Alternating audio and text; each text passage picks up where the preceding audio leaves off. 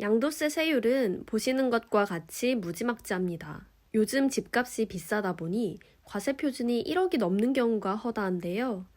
1억이 넘는 경우 무려 30%가 넘는 세율로 과세됩니다. 따라서 최대한 비과세 혜택을 받는 것이 중요합니다. 현행 세법상 양도세를 내지 않는 방법은 단 한 가지입니다. 아마 많은 분들이 알고 계실 텐데요. 1세대 1주택 비과세 제도입니다. 하지만 혜택이 큰 만큼 충족해야 할 요건이 아주 많습니다. 하나씩 살펴볼게요. 1세대가 1주택을 파는 경우 해당 주택을 팔 때 양도세를 비과세해 주겠다는 뜻입니다. 1세대 1주택 보유자는 투기 목적 주택 보유가 아닌 것으로 보고 혜택을 주는 것이죠. 1세대 1주택 비과세 요건은 딱 두 가지만 기억하면 됩니다. 세대의 개념과 주택수에 포함되는 주택의 종류입니다. 그럼 세대 먼저 확인해 보겠습니다. 세법상 세대의 정의는 다음과 같습니다. 여기서 중요 포인트는 생계를 같이 하는 가족, 그리고 하나의 세대입니다. 생계를 같이 하는 가족에 대해 먼저 설명드리겠습니다. 여기서 가족이란 본인과 배우자의 직계 존비속 및 형제자매를 뜻합니다. 다만 형제자매의 배우자는 포함되지 않습니다. 정리해보면 이렇게 됩니다. 우리나라 호칭 체계가 좀 어려운 편이죠. 캡처해두고 필요할 때 사용해주세요. 가족에 해당하는 사람과 생계를 같이 하는 경우에는 동일한 세대로 판단합니다.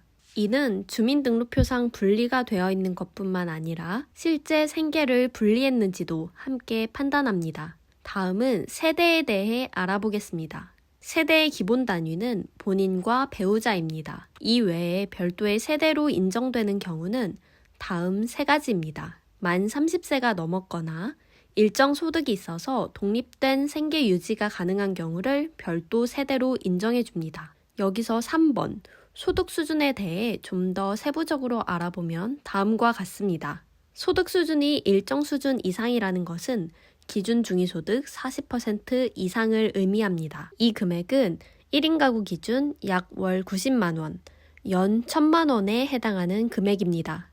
또 하나 중요 포인트는 계속적, 반복적으로 발생하는 소득이어야 한다는 점입니다. 따라서 부모가 1년치 기준 중위소득에 해당하는 돈인 약 1000만 원을 일시적으로 증여한다고 하더라도 계속적, 반복적으로 발생한 소득이 아니므로 요건이 충족되지 않습니다. 이 예시를 보면 이해가 금방 되실 거예요.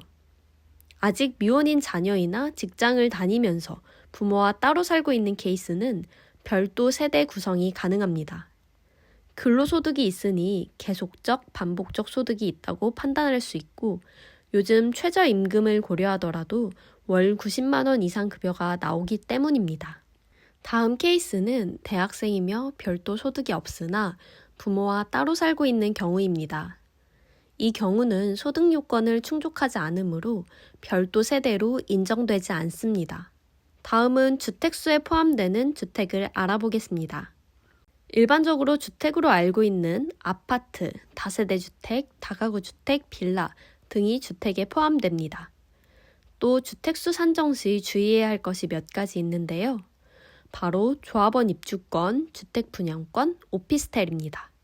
조합원 입주권은 주택과 동일하게 취급됩니다.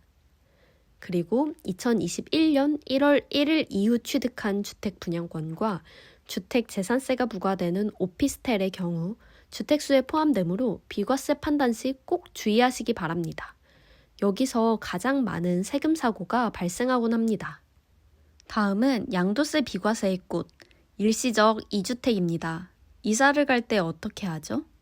집을 먼저 내놓고 이사갈 집을 찾아다니시나요? 일반적으로는 이사갈 집 구하고 집을 내놓곤 합니다. 집이 먼저 홀라당 팔려버리면 거리에 나앉게 되니까요. 그래서 세법에서도 일시적으로 2주택을 보유한 경우는 어쩔 수 없는 것으로 보고 혜택을 줍니다. 기존에 보유 중이던 주택을 양도할 때 비과세 혜택을 주는 것이죠. 일시적 2주택 요건은 숫자 1, 2, 3만 기억하면 됩니다. 종전주택을 취득한 후 1년 후 신규 주택을 취득하고 종전주택에서 2년 이상 보유 또는 거주를 해야 하며 신규 주택 취득 후 3년 이내에 종전주택을 처분해야 합니다. 1, 2, 3 법칙. 외우기 간단하죠? 여기서 중요한 포인트는 종전주택의 2년 보유 또는 2년 거주 요건입니다. 2년 보유는 비과세 혜택을 받기 위한 요건 중 한 가지입니다. 2년을 보유하지 않고 양도하게 되면 비과세 혜택을 받지 못할 뿐만 아니라 단기 세율로 과세됩니다. 단기 세율은 보시는 화면과 같이 1년 미만 70%, 1년 이상 2년 미만 60% 세율로 엄청난 세부담이 있습니다. 그럼 2년 거주 요건은 언제 필요할까요?